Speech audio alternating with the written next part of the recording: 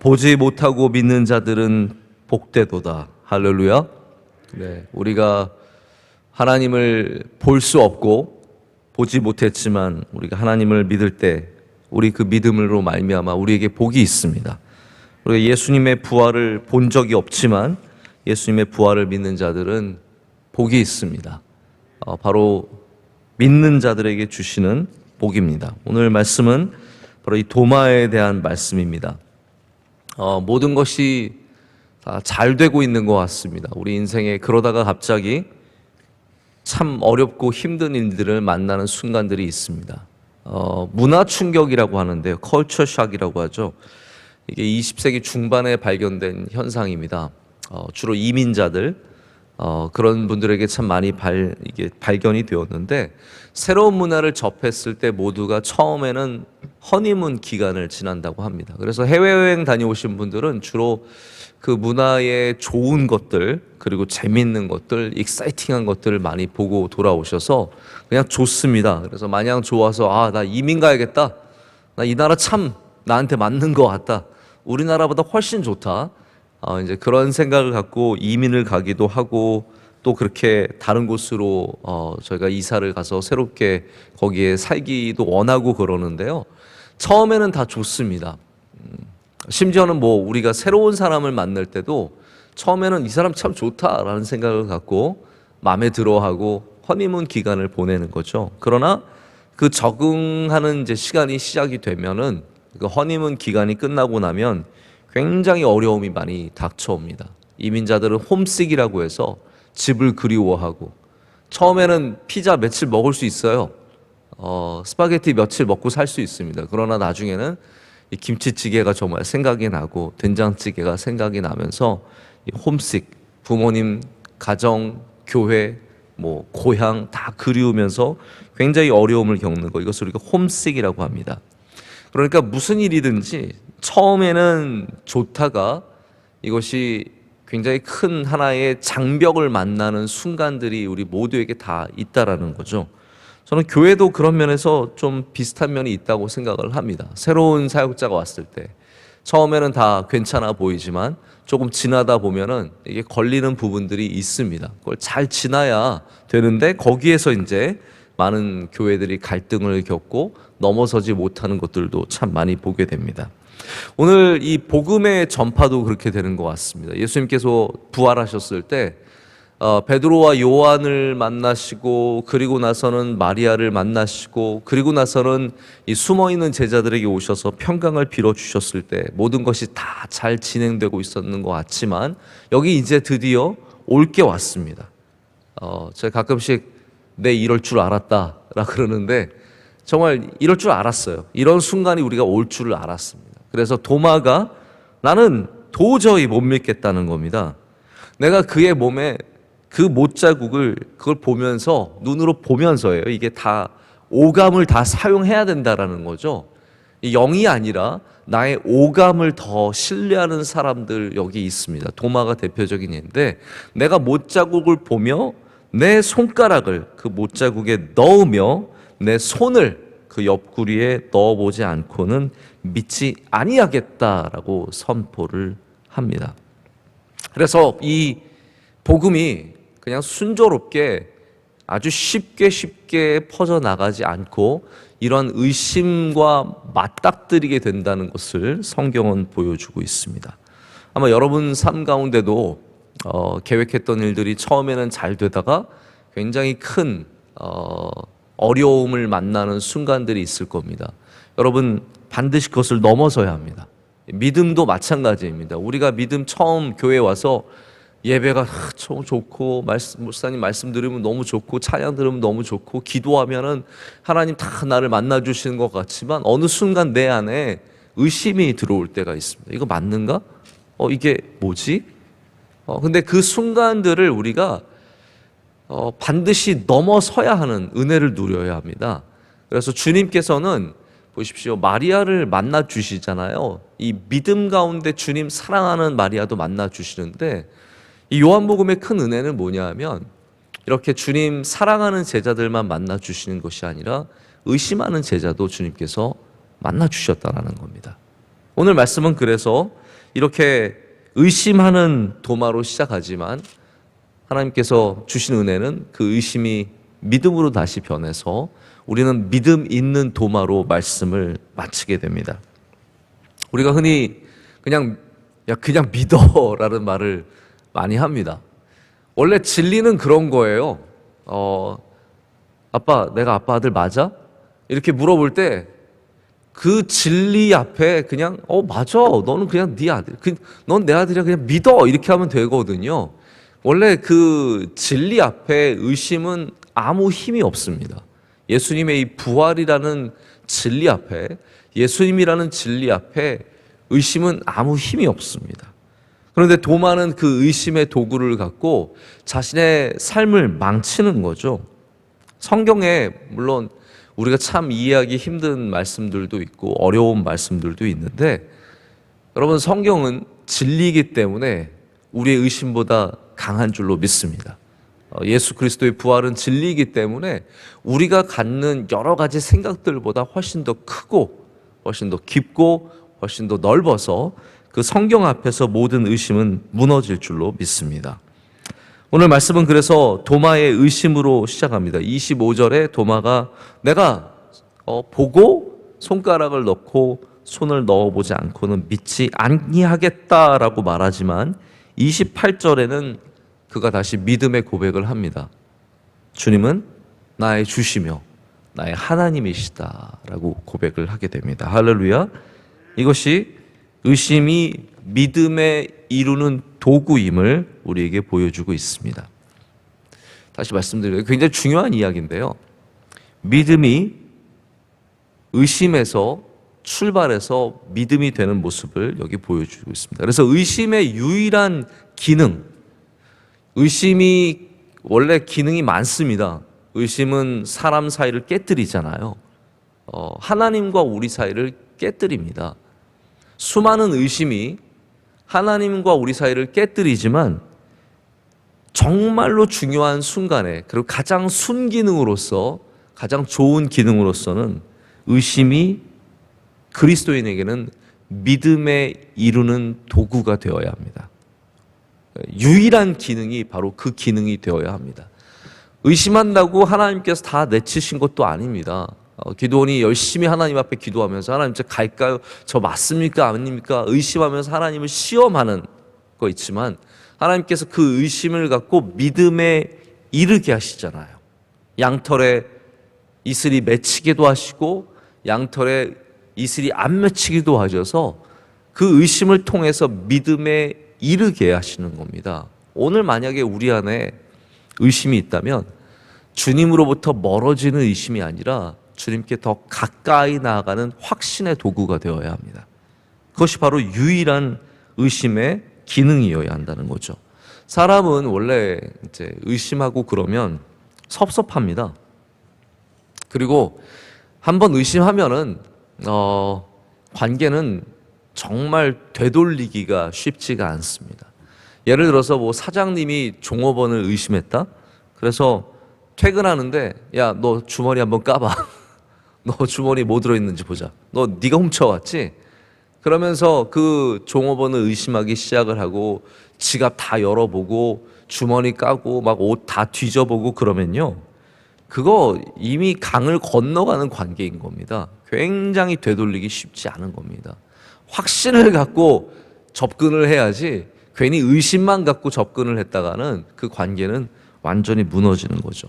남편이 아내를 막 의심해서 너 누구 만나고 다니는 거야? 그러면서 핸드폰을 뺏어가지고 뭐 강제로 열게 해가지고 모든 문자들 다 확인해보고 이메일 비밀번호 몰래 알아가지고 다 확인해보고 탐정 같은 거 붙여서 사진 다 찍고 그러면요, 정말 그 관계는 돌이키기 쉽지 않은 관계가 되는 겁니다. 그래서 의심은 원래는 관계를 깨고 그리고 우리 사이를 멀게 하는 그러한 도구이죠. 그러나 오늘 본문에서 예수님께서 의심을 쓰셔서 이 도마를 주님의 귀한 제자로 만드시는 아주 특별한 일을 보게 됩니다. 그래서 저는 분명히 믿는 것은 진리 앞에 의심은 힘이 없다라는 것입니다. 진리 앞에 의심은 힘이 없습니다. 종종 저희 명성교회에도 정말 말도 안 되는 의심을 받았던 적이 있습니다. 뭐 실제로는 그분들이 저희를 뭐 고소하기도 하고 정말 어이없는 일들로 고소를 하고, 제가 그 몇 분들 정말 우리 교회 출신의 뭐 청년들도 있고 그런데 정말 마음이 답답하고 아팠습니다. 그 일 가운데는 뭐 원로 목사님이 돈을 뭐 어떻게 빼돌리고 이러한 말도 안 되는 이야기들이 있거든요. 여러분, 분명한 건 이겁니다. 진리 앞에 그런 의심은 힘이 없다라는 것입니다. 저는 그래서 거기에 대해서 너무 떳떳하기 때문에 제 마음도 평안했고, 물론 어떤 일이 벌어질지 모르는 거지만 다, 그래서 우리가 정말 모든 것들의 무혐의를 받고 깨끗했던 것은 진리 앞에 의심은 힘이 없기 때문입니다. 그런 일들로 사람들을 호도하고 마치 그런 일이 정말 있었던 것처럼 이런 것들을 하는 것은 정말 적절하지 않은 거죠.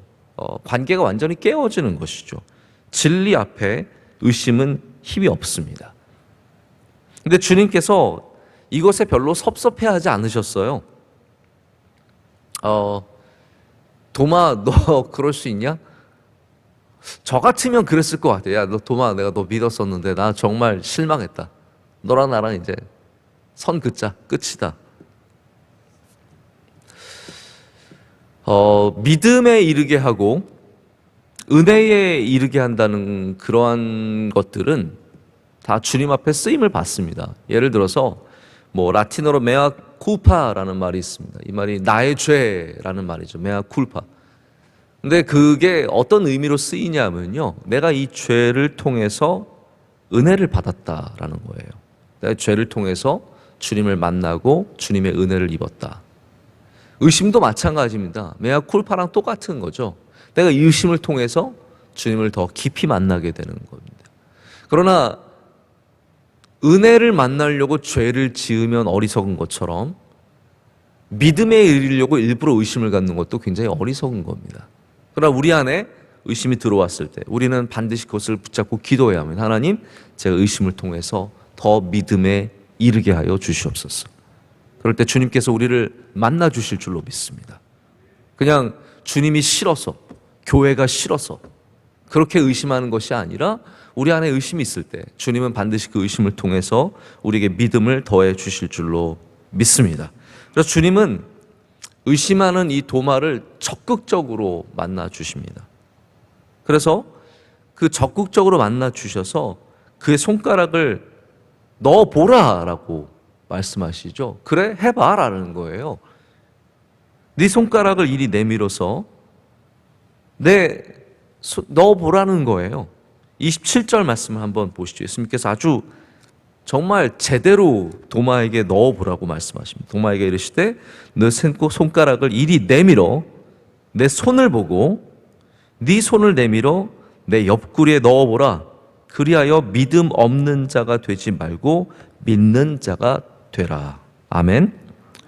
여러분, 여기 정말 예수님께서 원하셨던 것에 아주 중요한 이 결론이 여기 있습니다. 여러분, 예수님께서 우리에게 원하시는 것이 무엇입니까? 야, 너 의심했냐? 너 나랑 이제 끝이다. 아닙니다. 예수님께서 정말 원하시는 것은 우리가 믿음 있는 자가 되는 것입니다. 하나님께서 우리에게 진정으로 원하시는 것은 믿음이 있는 자가 되는 것입니다.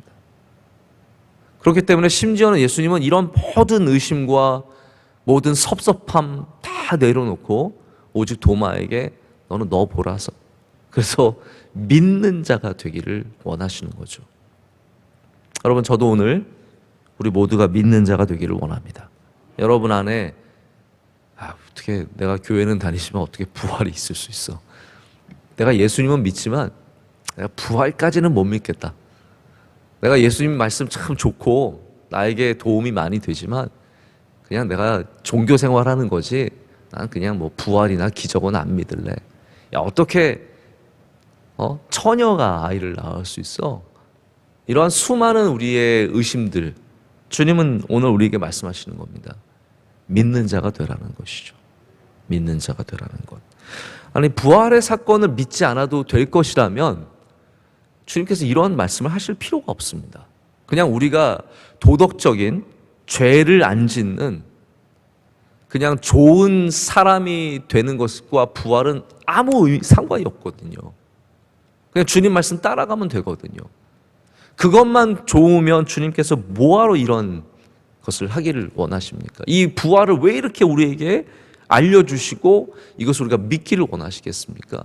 부활을 경험해야만, 부활을 믿어야만 우리가 참 그리스도인이 되는 것을 주님께서 아시기 때문입니다. 오늘도 이 부활의 아침에, 부활의 새벽에 우리가 부활을 참으로 믿는 자, 주님께서 기뻐하시는 주의 종들이 되어야 할 줄로 믿습니다. 이 미켈란젤로가 두 명입니다. 우리가 아는 미켈란젤로가 있고요. 또 다른 미켈란젤로가 있는데 그 사람은 이제 다른 유명한 미켈란젤로와 헷갈릴까봐 다른 이름으로 부릅니다. 그가 온 지역으로 이름으로 부르는데 카라바지오라고 하는 그런 화가가, 아주 유명한 화가가 있죠. 근데 저는 이 카라바지오가 그린 도마, 의심하는 도마, 이 그림이 참 생생하게 보이더라고요. 한번 기회가 있으시면 여러분들도 이 그림을 찾아보시면 좋은데, 도마가 막 예수님의 옆구리에 손가락을 넣기 직전의 그림이에요. 정말 이 그림 보면서 성경을 제대로 본 것 같아요. 보면은 예수님께서 넣어보라라고 했는데 도마가 넣어봤다는 얘기는 안 나와요. 정말로 도마가 여기에 손가락을 넣는지 안 넣는지 우리는 알 수는 없습니다. 제 생각에는 도마 정도면 넣어봤을 것 같아요. 근데 이 카라바지오도 성경에 안 넣었다라는 말이 없기 때문에 이 도마가 막 손가락을 내밀어 이렇게 쫙 예수님께로 다가가는 그 장면을 아주 자세하게 흥미롭게 그리고 있습니다. 근데 저는 미켈란젤로가 그린 이 시스타 성벽 그 위에 성전 위에 그림 천지창조에서 하나님과 아담이 손가락을 만나는 장면과 전혀 다른 미켈란젤로이지만 카라바지오가 예수님 옆구리에 손을 대어보는 그 장면은 같은 어떤 충격과 같은 감동이 있는 것 같습니다. 아담이 하나님을 천지창조에 하나님에 의해서 지음을 받는 그 태어나는 순간과 카라바지오 이 도마가 예수님의 옆구리를 만져서 그의 믿음이 다시 생겨나는 순간은 어쩌면 굉장히 비슷한 모습이 아닐까라는 그런 생각을 해봅니다. 여러분, 오늘 마음이 참 내가 주님 잘 못 믿겠고 그런 믿음에 대한 불안감이 있으면 우리 다시 주님께로 손가락을 내밀어야 합니다. 그래서 그 만져보라라고 하고 완전히 자신의 몸을 내어주시는 주님을 만질 때 여러분, 우리가 믿음 있는 자가 될 줄로 믿습니다. 말씀을 제가 이제 맺으려고 하는데요. 자, 이거 참 좋습니다. 손가락 집어넣는 거 참 좋고 만나주시는 거 다 좋은데, 그러나 주님의 결론은 우리가 예상한 것과 전혀 다릅니다. 만져보고 믿으라라고 말씀하셨지만 주님께서 정말로 우리가 하기를 원하시는 것은 무엇입니까? 바로 29절의 말씀이죠. 예수께서 이르시되 너는 나를 본고로 믿느냐? 보지 못하고 믿는 자들은 복되도다. 아멘. 이것이 누구에게 주시는 말씀일까요? 바로 우리에게 주시는 말씀입니다.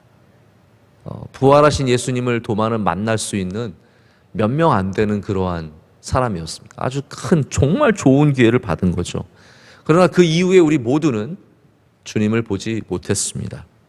하지만 우리가 더 복되다는 사실을 여러분 아십니까? 도마보다, 예수님을 본 도마보다 예수님의 부활의 그 모든 상처와 육신으로 본 도마보다 더 복 있는 사람은 우리라는 것이죠. 왜냐하면 우리는 보지 않고도 믿을 수 있는 믿음을 주셨기 때문입니다. 오늘도 우리가 믿음 있기를 간절히 원합니다. 믿음이 없이는 하나님을 기쁘시게 못한다라고 성경은 말하고 있습니다. 우리가 오늘 믿음을 갖고 다시 어려운 세상에서, 힘든 세상에서 다시 걸어나가고 살아갈 때 주님께서 우리를 복되도다 하십니다. 보지 않고 믿는 너희들은 참 복되다. 그렇기 때문에 오늘도 우리 믿음으로 승리하는 저 여러분이 되기를 간절히 소망합니다. 날씨가 정말 춥습니다. 제가 오늘 차를 타고 나오는데 계기판에 영하 18도라고 적혀 있더라고요. 제가 예전에 대학교 때 저는 젊었을 때 조금 어렸을 때 겨울에도 산 타는 걸 굉장히 좋아했는데 지리산에 가야 정말 산 꼭대기 가야 영하 20도 정도 했는데 우린 지금 오늘 산 아래서도 영하 18도의 날씨를 맞았습니다. 여러분 이런 날씨일수록 특별히 건강에 어려움이 있으신 분들은 조심하시고 또 안전하게 다니시고 오늘도 주님 안에서 복되고 기쁘고 감사한 그런 날이 되시길 진심으로 축복합니다. 함께 기도하시겠습니다. 하나님 아버지 감사합니다. 보지 않았지만 보지 못하지만 우리는 예수님을 믿습니다. 부활하신 예수님을 믿습니다. 하나님 우리에게 믿음을 더하여 주시옵소서. 그냥 세상의 관습을 쫓아가고 사람들의 습관을 쫓아가는 사람들이 아니라 믿음으로 살아갈 수 있는 주의 백성들이 되게 하여 주시옵소서. 그러나 하나님 우리 가운데 아직 연약하여서 의심이 있는 사람들이 있으면 그 의심이 믿음이 될 수 있도록 주님께서 역사하여 주시옵소서. 성령을 부어주시고 주님께서 만져주시고 위로하시고 만나주셔서 우리 모두가 믿는 자들이 될 줄로 믿습니다. 하나님 오늘도 주님께 많은 기도의 제목을 갖고 있습니다. 우리 성전에서 예배 드릴 수 없고 기도할 수 없지만 하나님 또 오늘 새벽 예배를 마치고 우리의 가정에서 우리가 있는 곳에서 기도의 시간을 이어가게 하여 주시옵소서. 우리의 기도를 들어주시고 응답하여 주시옵고 하나님께서 기뻐하시는 기도를 드릴 수 있도록 우리를 주장하여 주시옵소서. 이 나라와 민족을 주님께서 주의 장중에 붙잡아 주셔서 흔들리지 않게 하시고 하나님 이 촛불이 꺼지지 않도록 지켜 보호하여 주시옵소서.